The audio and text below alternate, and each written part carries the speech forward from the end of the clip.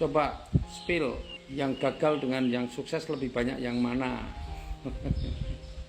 Suruh nyepil yang gagal dengan yang sukses lebih banyak yang mana? Emang di bisnis yang saya tawarkan ada yang gagal? Nggak ada yang gagal. Yang ada adalah mereka sedang berproses untuk sukses. Nah, kenapa begitu? Karena di bisnis kita ini nggak ada tolak ukur gagalnya, nggak ada.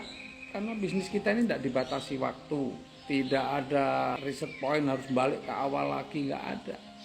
Ya, yang ada gagal itu kalau ujian ada batas waktunya, dia nggak berhasil berarti gagal. Kalau kita kan nggak ada batas waktunya. Misalnya begini nih, Anda mau dari Jakarta ke Surabaya, misalnya begitu. Ya, dari Jakarta ke Surabaya.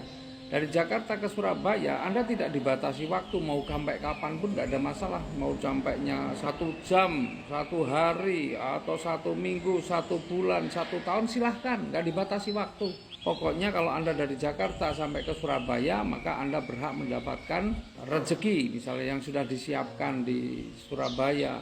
Kemudian Anda berangkatlah dari Jakarta ke Surabaya, dan itu tidak dibatasi waktu, maka ada nggak yang gagal?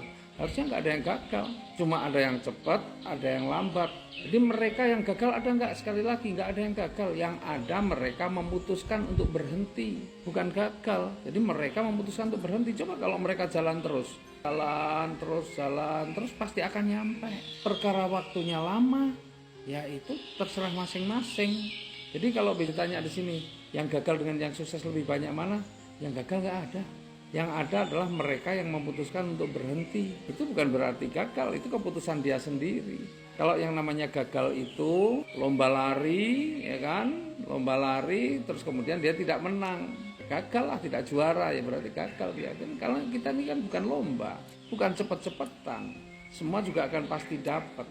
Jadi nggak ada yang gagal. Oke, bisa dipahami ya? Iya, jadi yang ada adalah mereka yang sedang berproses untuk menuju kesuksesan atau mereka yang memutuskan. Jadi mereka itu memutuskan sendiri untuk berhenti.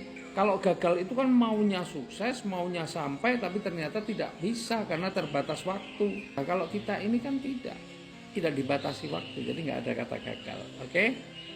Sip.